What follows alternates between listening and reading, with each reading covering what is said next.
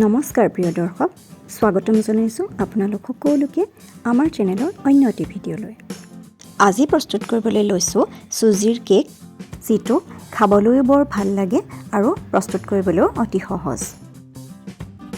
আহক তেনেহ'লে ৰেচিপিটোৰ দিশে আগবাঢ়োঁ।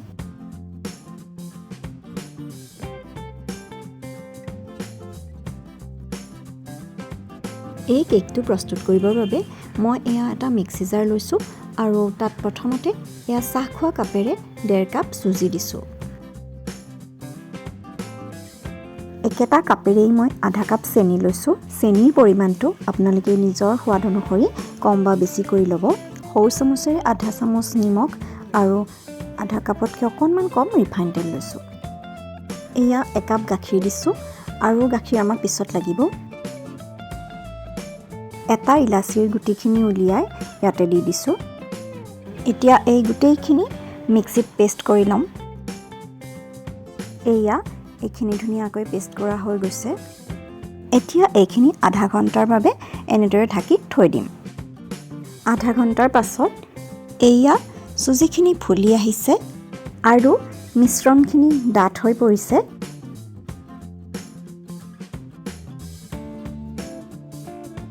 এতিয়া ইয়াতে আকৌ একাপতকৈ অকণমান কম গাখীৰ দি দিছোঁ।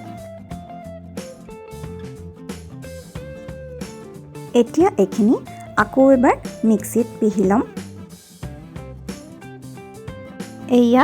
এইখিনি বৰ ধুনীয়াকৈ হৈ গৈছে।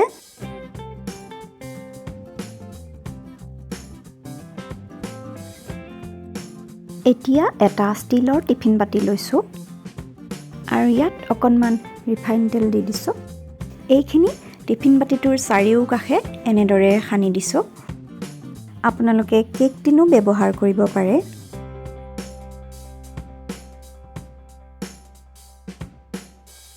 এতিয়া এখন কাগজ টিফিন বাতিটোৰ জোখত কাটি লৈ এনেদৰে ইয়াতে দি দিছোঁ। আপোনালোকৰ ওচৰত যদি বাটাৰ পেপাৰ থাকে তেনেহ'লে বাটাৰ পেপাৰ ব্যৱহাৰ কৰিব পাৰে। আনফালে তেল সানি ৰখা টিফিন বাতিটোত অকণমান আটা দি এইদৰে চাৰিওকাষে লগাই দিছোঁ।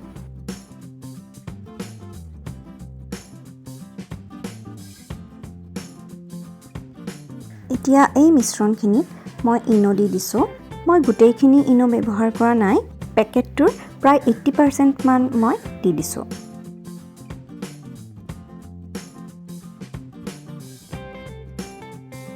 এইখিনি এতিয়া গোটেই মিশ্ৰণটোৰ সৈতে ধুনীয়াকৈ মিলাই দিছোঁ।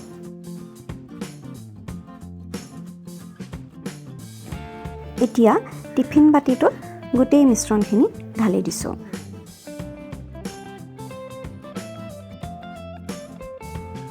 অকণমান এইখিনি টেপ কৰি দিছোঁ। মিশ্ৰণখিনিৰ ওপৰত কেইটামান কিচমিচ আৰু কেইটামান আলমণ্ড কাটি এইদৰে সজাই দিছোঁ। এতিয়া এটা কুকাৰত নিমখ দিছোঁ আৰু তাৰ ওপৰত এটা বাতি এইদৰে দি দিছোঁ। নিমখখিনি মই আগতেও ব্যৱহাৰ কৰিছিলোঁ, সেয়েহে এইখিনি ৰঙচুৱা হৈছে। এতিয়া হুইচেল আৰু ৰাবাৰ গুচাই ঢাকন দি এইখিনি অলপ গৰম হ'ব দিছোঁ। তাৰপাছত এইখিনি কুকাৰটোৰ ভিতৰত ভৰাই কুকাৰটো বন্ধ কৰি দিছোঁ আৰু গেছৰ ফ্লেমটো কমাই দিছোঁ। প্ৰায় 45 মিনিটমানৰ পাছত কুকাৰ খুলি চাইছোঁ। কেকটো ফুলি আহিছে। এতিয়া টুথপিক এডালেৰে কেকটো খুচি চাইছোঁ।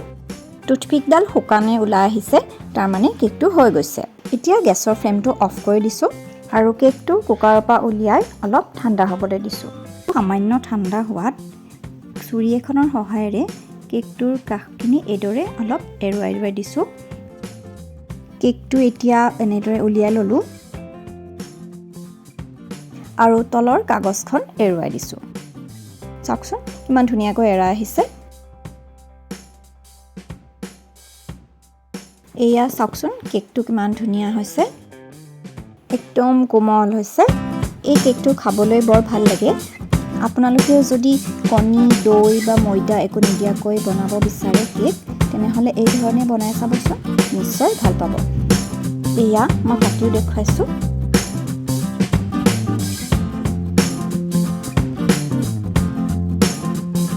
চাওক ইমান ধুনীয়া স্পঞ্জি হৈছে কেকটো। আমাৰ এগলেছ চুজিৰ কেক খাবৰ বাবে প্ৰস্তুত হৈ গৈছে। এতিয়া গৰম গৰম চাহৰ সৈতে এই কেকৰ জুতি লৈ চাওঁ। আশা কৰোঁ আজিৰ ভিডিঅ'টো আপোনালোকে ভাল পাব। তেনেহ'লে আজিলৈ আহোঁ, আকৌ লগ পাম আন এটি নতুন ৰেচিপিৰ সৈতে। ধন্যবাদ।